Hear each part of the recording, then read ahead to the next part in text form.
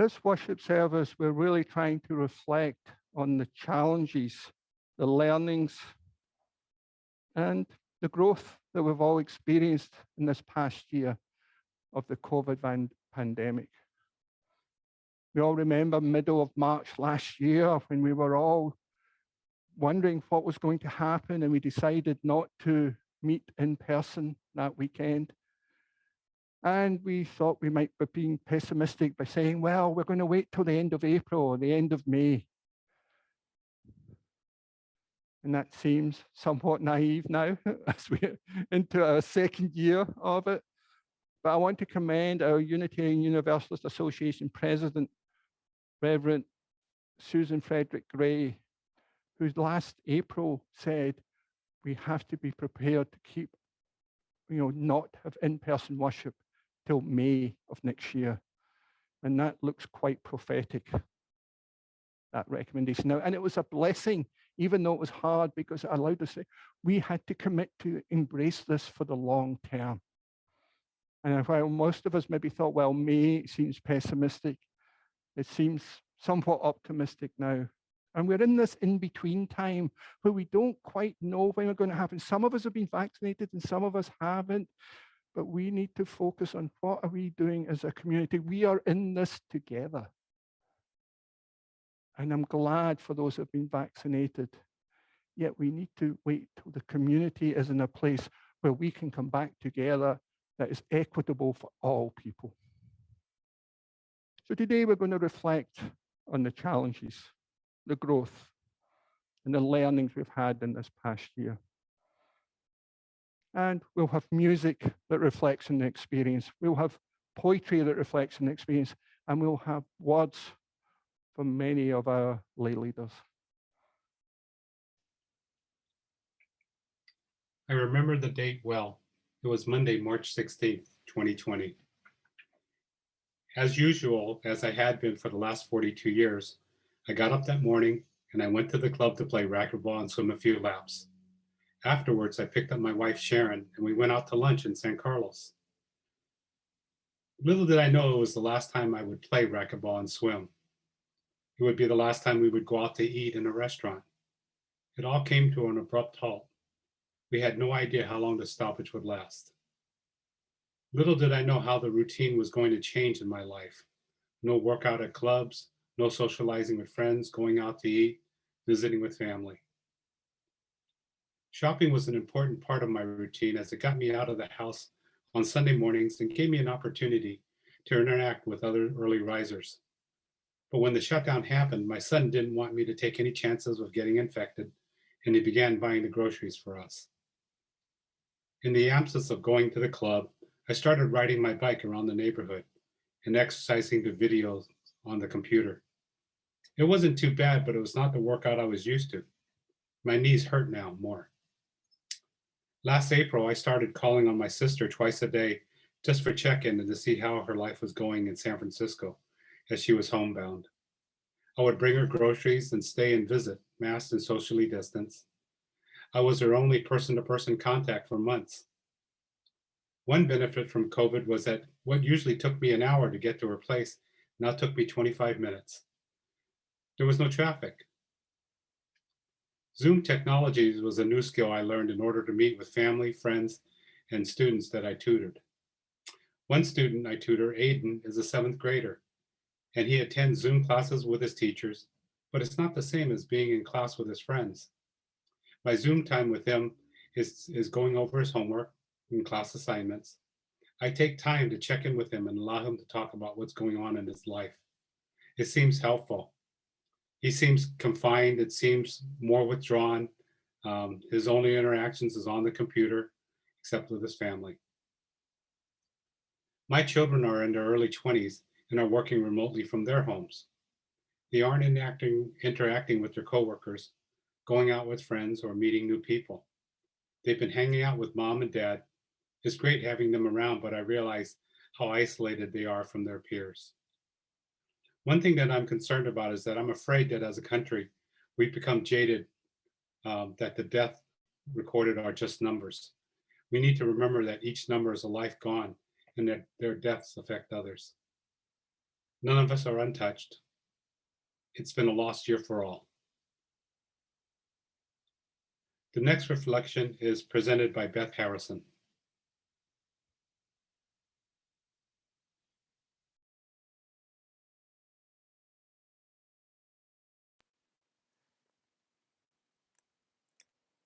How have I coped with the past 525,600 minutes of this pandemic? Like many of you, I struggled with isolation during this past year.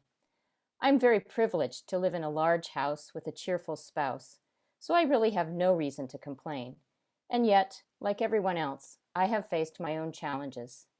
Caring for my elderly father who lives alone in Ohio, giving up our adopted pandemic puppy Rufus, and missing our young adult daughters who work in distant cities.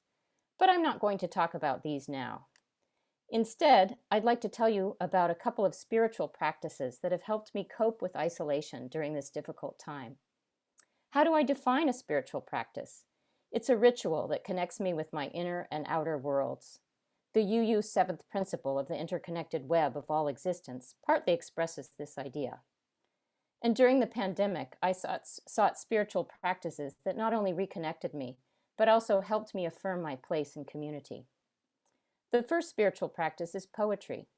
2 days before our shelter-in-place order went into effect last March, I wrote an email to extended family and enclosed a poem titled Pandemic by UU minister and poet Lynn Ungar. I wrote a short reflection on the poem and closed the message by asking my recipients to share their interpretations. The next day, I found another poem and wrote another reflection. Family members wrote back. A few friends asked to be included on the email distribution. I started looking for poems that seemed to capture the moment we were in. Poems about everyday life. Allen Ginsberg's Ode to the Supermarket. Poems about the arrival of spring. Poems about loss. Each day brought a new opportunity to share a different poem and a chance to pause and reflect before I began work. Though separated by time zones and circumstance, I felt connected to my correspondence as I wrote, and I discovered that the poems lifted me out of my daily cares into that magical realm where art can take us. Another way I define spiritual. As I composed each message, I became curious about who might reply. The next morning, I always found a response in my inbox, another connection. I continued writing and sharing my COVID-19 resilience journal for 100 days, through June. Then my daughters published the book for me as a 60th birthday present.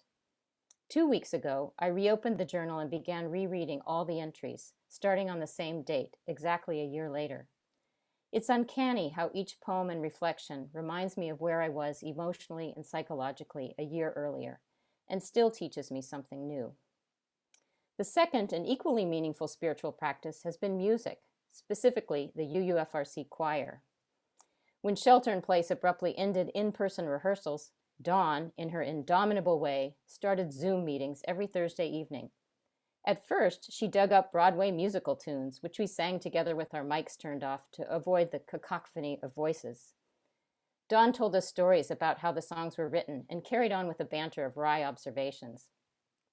Larry showed up as well for every single rehearsal, and when we began performing songs for worship services, both Dawn and Larry spent endless hours mixing voice tracks and creating an accompanying video. Attending choir rehearsal religiously every week became a lifeline for Peter and me. Our already close community became stronger and more intimate. We told jokes, shared news, and kept tabs on one another during the week. Dawn insisted that singing, even if we couldn't hear one another, would lift our spirits, and it certainly did mine, whether we sang a goofy tune or an Alleluia. Like poetry, music takes me into that same undefinable place where time stops and joy and peace expand. I couldn't have made it through this past year without my weekly choir singing fix or without poetry. Let me end as I did my resilience journal entries with a question. What spiritual practices have each of you followed during this pandemic year? Will you send me a message and let me know? Now we will hear a poem and reflection by Isla Ferguson. Thank you. Throughout this year, I've often been consumed by somewhat selfish thoughts. While people were dying and hurting, I was upset to be missing music festivals, senior year parties, and prom. Sitting in my room, sinking into a depression, I would often open my window, as singer-songwriter Mitski would say, to hear sounds of people, to hear sounds of people. One day, I was sitting in my Zoom history class, probably not doing my work, and I heard the sound of my neighbor's 18-month-old daughter babbling to her 2-month-old baby brother. That exchange inspired me to write this poem. It is titled The Shiny New. The silence of a darkened room, blackout curtains drawn. A late sunrise, an early sunset. An early sunrise, a late sunset. The denim waistband of too tight jeans digging into a soft stomach. Choppy bangs, uneven parts, long hair once short, short hair once long. Typing, lots of typing, staring at a screen. Seconds, minutes, hours, days, weeks, months. Refreshing and unplugging, turning off and on again, transitions and questioning, new days and old, unrest. The rain subsides, growing into sticky heat, then sinking into gentle cold with the turning of the leaves. Births, birthdays, weddings, deaths. So many deaths. Uncountable loss. Loss of love, loss of hope, loss of life. But love persists. Virtual weddings and virtual dates. Long phone calls to make up for long absence. Joyous cries of hello across neighboring fences.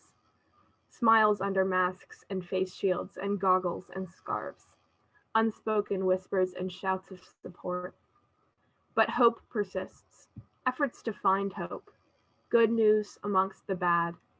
Thankful and grateful for what we have.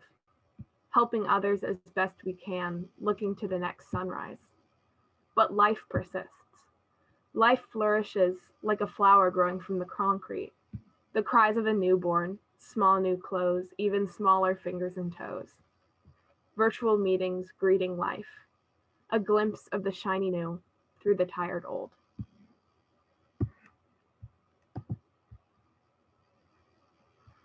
When I was in my 20s, I had a breakup that affected my life deeply. I found the poem On Joy and Sorrow by Khalil Gibran. Here's an excerpt that speaks to me.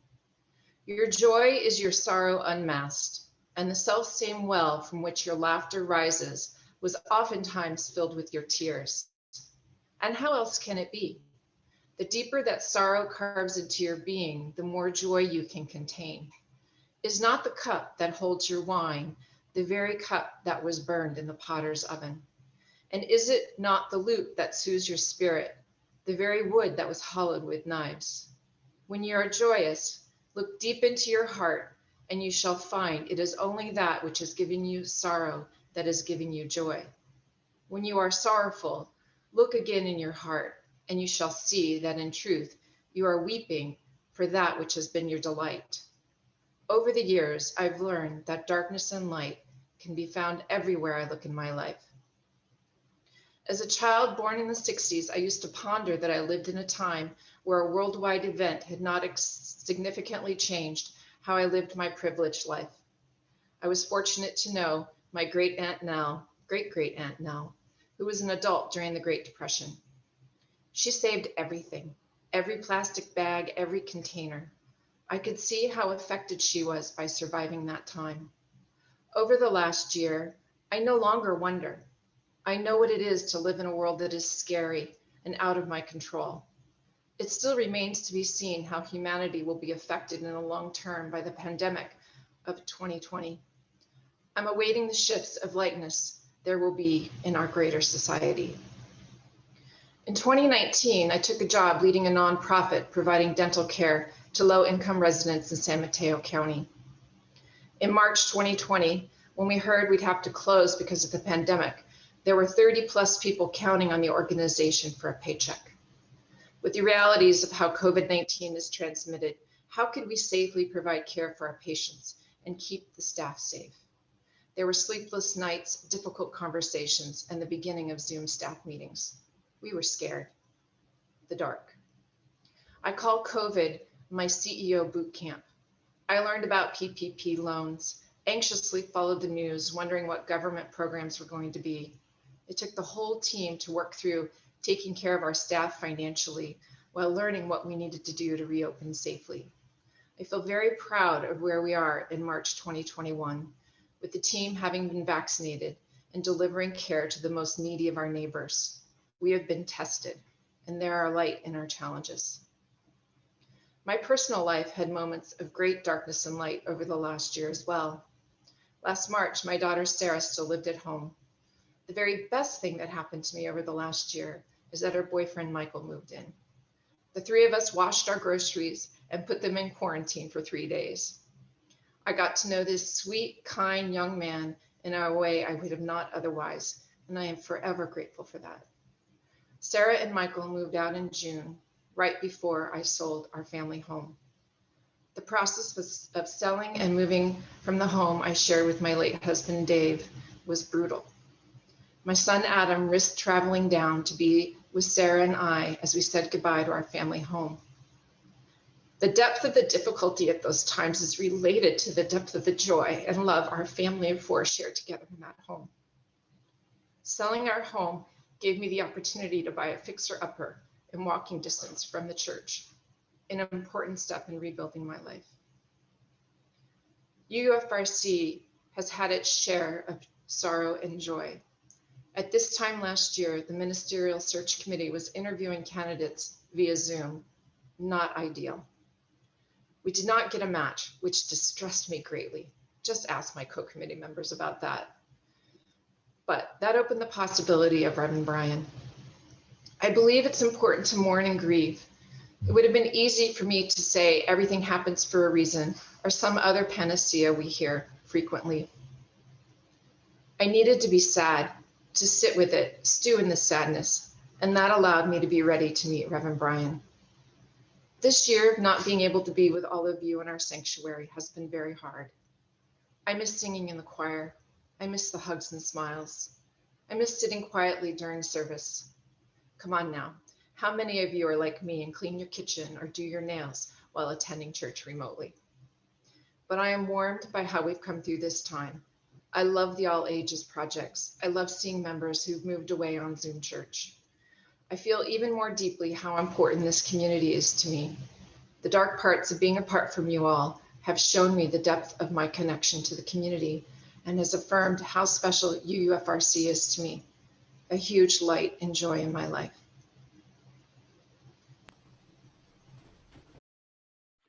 Can you please unmute yourself? That's not an instruction, that's the start of the sermon.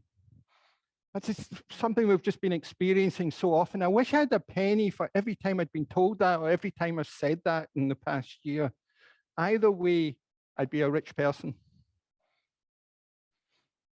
COVID-19, social distancing, mask, wash your hands, shelter in place, Zoom, you're still on mute. These have become so familiar with us over the last year, and it's exhausting.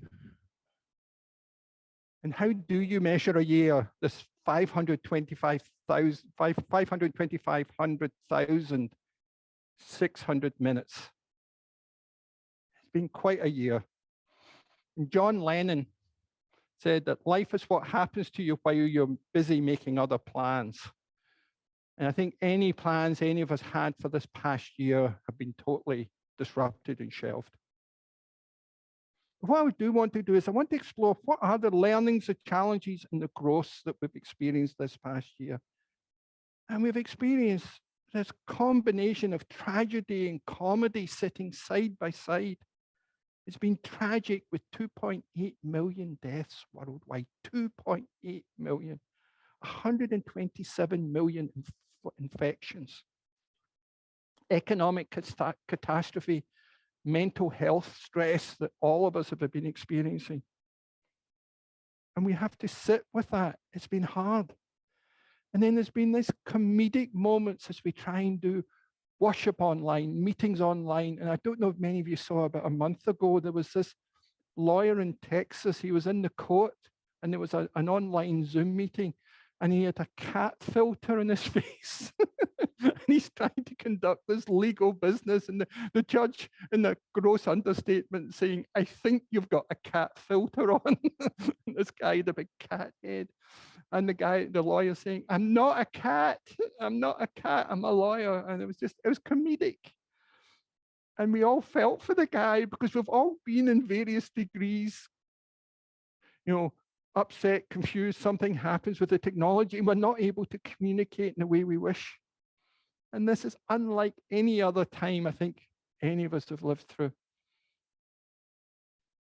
But one of the learnings is it's interesting to see who are the essential workers in our life, and does our economic system compensate them as essential workers? And I think we've seen that there is a real imbalance here. Our economic system is not rewarding people who are, and we've recognized as essential. I remember early on in the pandemic, maybe last April or May, I was out walking. I've been out, one of my spiritual practices has been walking every day, walking quite far, 3 or 4 miles every day, just as a way for both mental and physical health. And I was out walking late one night, and I was walking in these busy streets near where I lived in Austin, and the streets were empty, they were deserted, and they're usually quite busy. And I found this real sadness, this real eeriness about this, walking by businesses that were closed and hadn't been open for a couple of months. And I was real sad. And then, kind of like what Tracey was saying, I realized there was a real joy there as well, because those places were closed, those streets were empty out of love, because people were doing that to protect others. They did not want to spread the pandemic. So these closed businesses, these empty streets were a sign of care and love for other people. And I really found that being quite uplifting, even amidst the sadness and eeriness. And I was glad we had the poem from Isla, but I think we also need to recognize the sacrifices that teenagers have made. Those who are maybe less vulnerable to the illnesses have made huge sacrifices for the society. We often talk about the selfishness of younger people, but this is a case where they have really given up a lot, not because of so much risk to themselves, but because of risk to parents, to grandparents, to the rest of society. And they have given up a lot, as Isla so beautifully expressed. And time has been funny. Time has been astonishing. It's been distorted, and it's often said about parenting that the days are long, but the months are short, or the years are short. And I think over this past year, the days have felt long, but the months have felt short, and there's been this repetition. The days, it felt like Groundhog Days, where the days kept repeating, and you would get up and you would lose track of what day it was. Fortunately, being a minister, I'm always aware of when Sunday is. So that helped me keep track of where we are in the week. But everything's became so repetitive. We had that loss of freedom, that loss of getting together, that loss of travel, that loss of just doing something different in our life has been really hard. And just felt really extremely fed up. And I say that as someone who was very fortunate. I was not at risk health-wise. I interviewed for a new job with UUFRC. I moved across the country from Texas to California. I got a new flat. I had more changes in the last year than probably most people do in a typical year. And I'm still fed up with the pandemic. And I need to be patient. And patience is not something I find easier the more I practice it. I get worse at being patient the more I practice it. And there's a boredom and a repetition that is so hard as we deal with this isolation that many of us are experiencing. And then we live in this divisive time where wearing a mask for your own protection, for the protection of others, has become a political touchstone. It exposes this increasing sense of radicalized individualism, my freedom above all else. Really? What about the health of our loved ones, our neighbors, our friends, our community? There was a bar just outside Austin, Texas, that banned masks, even though masks were mandated in the state. They said no masks allowed. What's that about? What is going on in a country where masked people's health is not the priority? And of course, the pandemic has amplified these tensions, our fears, our anxieties, our uncertainty. And we're all stretched to breaking point. We're very thin emotionally. And of course, there's hope, there's vaccines that are coming down the line. And that only increases our impatience. We're so close, but it's still outside our reach. And the Unitarian Universalist Association President, Reverend Susan Frederick Gray, released an email this week, and she said, although there's good news on the horizon, we are not yet able to gather in person. We are in a critical phase of the pandemic where we need to reduce the spread of the virus to combat new variants while vaccine distribution continues. Navigating this in-between time will be even more challenging than dealing with the early days of the pandemic. And I think it's more challenging for a community like ours because we're not all in the same place. Many of us have been vaccinated, and that is great, but many of us haven't. So can we still be in this together when we are both in different circumstances? And that's something we have to ask ourselves. And I don't want to rein in the good news and the hope. I definitely want to see three-dimensional living beings. I've seen plenty of you in video and photographs. I want to see you as living presence. I want to be able to hug you. I want to be able to smile at you. I want to be able to walk down the street and not swerve off the sidewalk to avoid people. I want all of those things. And we're close, therefore we need to double down on being patient and keeping masks, keeping socially distant, washing hands, and doing all we can to try to do our part to end this pandemic. God, I'd love to be in a live concert, crowded with people bumping into me, spilling their beer on me. I long for that time. Yes, I'd love that profound experience in a crowd. I'd even take a trivial experience in a crowd because being in a crowd would be a profound experience for me. But we're not there yet. Yes, I'm an extrovert. But I ask you, what are you longing for? What are you longing for? And are you willing to wait just that little bit longer? So when we come back together, we come back as a community that's equitable, that allows everyone to be part of our community. We are in this together. And to do that, we each need to make a sacrifice. And sometimes being in community means that some of us need to make a sacrifice and make ourselves uncomfortable to make other people more comfortable. And that's the essence of who we are as a community. It's the essence of who we should be as human beings, being able to look at the common good and not just our own individual desires.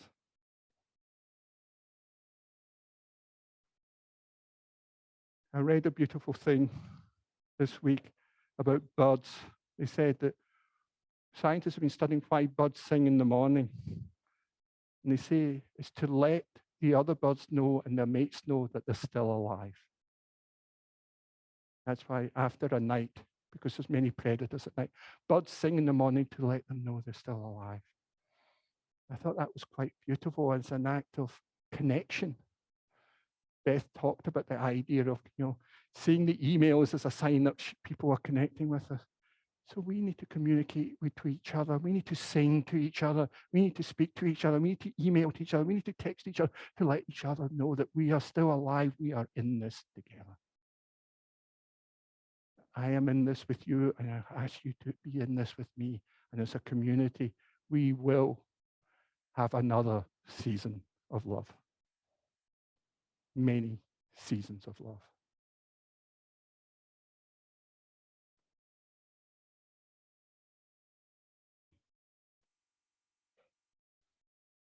And our final hymn is Wade in the Water, and I want to give you a little bit of background to this hymn. This hymn, while it references the story of the Exodus and Moses leading the Jews from freedom from Israel, so it's got a kind of connection to Passover, but it was also used by Harriet Tubman and many in the Underground Railroad as a guide to escaped slaves. That when they were in trouble, when they were struggling, when they were being chased by dogs and the enslavers, they would to wade in the water so the dogs would lose their scent. As an area like you need to make yourself uncomfortable to get that path to freedom.